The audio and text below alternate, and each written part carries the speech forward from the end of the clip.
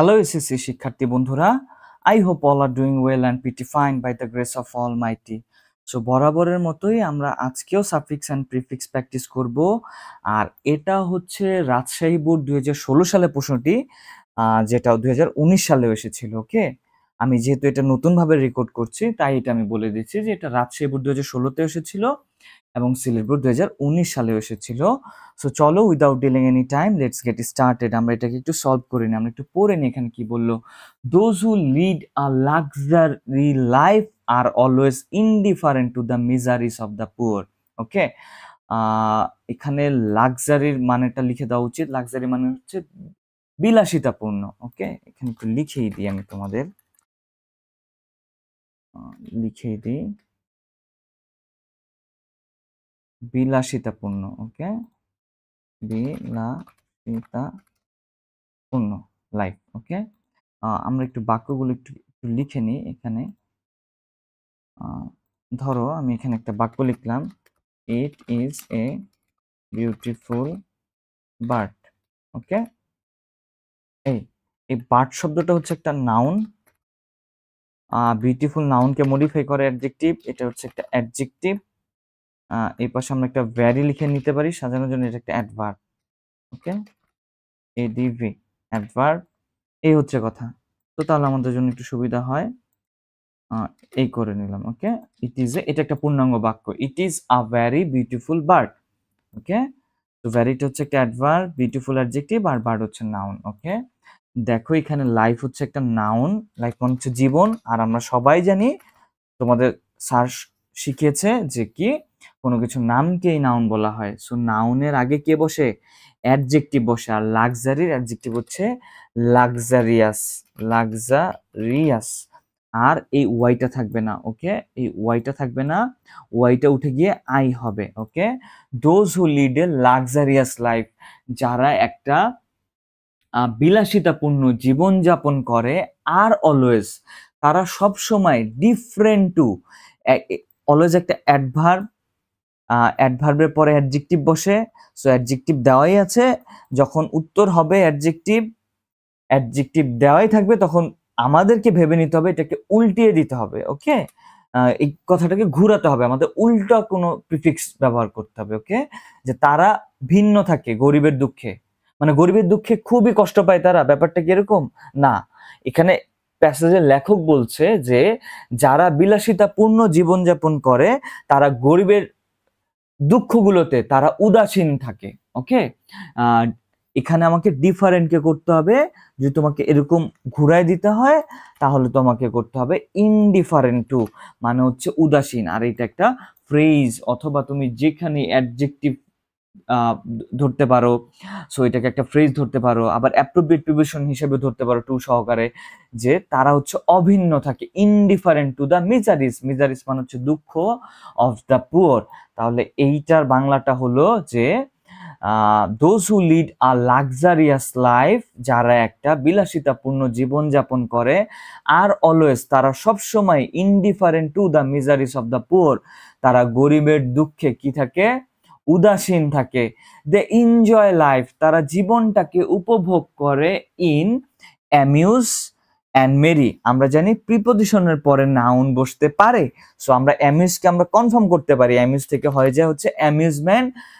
Sorry, আমার এখানে লিখে দিতে বলেছিলে তোমরা, অ্যামিউজমেন্ট,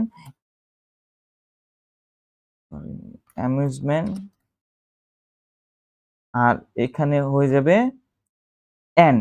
আমরা জানি অ্যান্ড এর আগের শব্দ যেভাবে যায়, পরেরটাও সেভাবে যায়। তো অ্যামিউজ থেকে আমরা করেছি হচ্ছে অ্যামিউজমেন্ট, আর মেরি থেকে আমরা করব হচ্ছে মেরিমেন্ট। ওকে, MEMERRIMENT। ওকে, অবশ্যই খেয়াল রাখতে হবে ওয়াই উঠে যাবে। ওকে, ওয়াই কি হয়ে যাবে?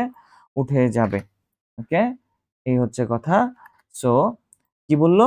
যে দে এনজয় লাইফ, তারা জীবনটাকে, যে যারা বিলাসবহুল জীবনযাপন করে, তারা জীবনটাকে উপভোগ করে অ্যামিউজমেন্ট, আনন্দে, এবং মেরিমেন্ট, হাসি খুশিতে। ওকে, অ্যামিউজমেন্ট মানে হচ্ছে বিনোদন, আর মেরিমেন্ট মানে হচ্ছে আনন্দ, হাসি, এই টাইপের কথাকে বলা হচ্ছে মেরিমেন্ট। দে আর সেন্টার্ড পিপল, তারা কেন্দ্রিক লোক। কেন্দ্রিক তো হয় না, তারা হচ্ছে আত্মকেন্দ্রিক লোক। ওকে, পিপল একটা নাউনকে মডিফাই করে হচ্ছে অ্যাডজেক্টিভ সেন্টার্ড ইডি যোগ করা ভার্বের পাস্ট পার্টিসিপল ফর্ম। অ্যাডজেক্টিভ দেওয়াই আছে, এবার আমাদেরকে উল্টে দিতে হবে। ওকে, আমাদের একটা প্রিফিক্স যোগ করতে হবে যেটাকে বলা হচ্ছে সেলফ সেন্টার্ড। তারা হচ্ছে আত্মকেন্দ্রিক লোক। দে আর সেলফ সেন্টার্ড পিপল, তারা হচ্ছে আত্মকেন্দ্রিক লোক। দে হ্যাভ লিটল, তাদের রয়েছে অল্প পরিমাণে রিয়েলাইজ।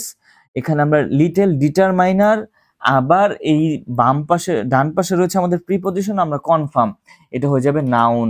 রিয়েলাইজেশন,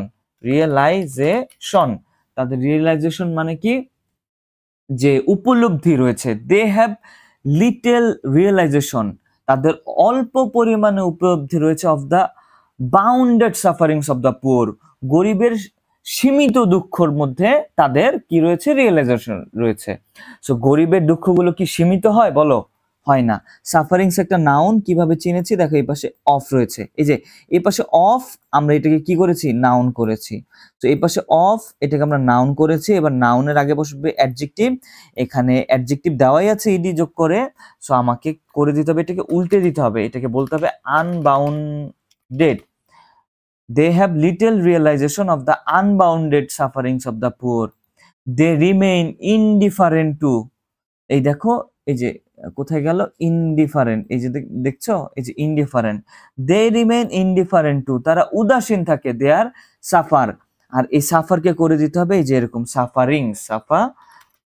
ওকে, তাহলে তোমার উত্তর হয়ে গেল যে they remain indifferent to their sufferings, তারা গরিবের দুঃখতে কি থাকে, উদাসীন থাকে।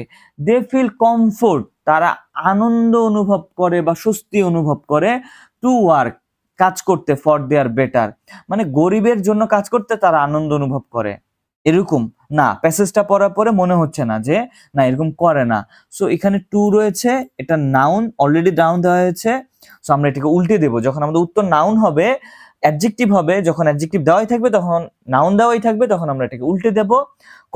কমফোর্টের উল্টো শব্দ হচ্ছে কি, ডিসকমফোর্ট।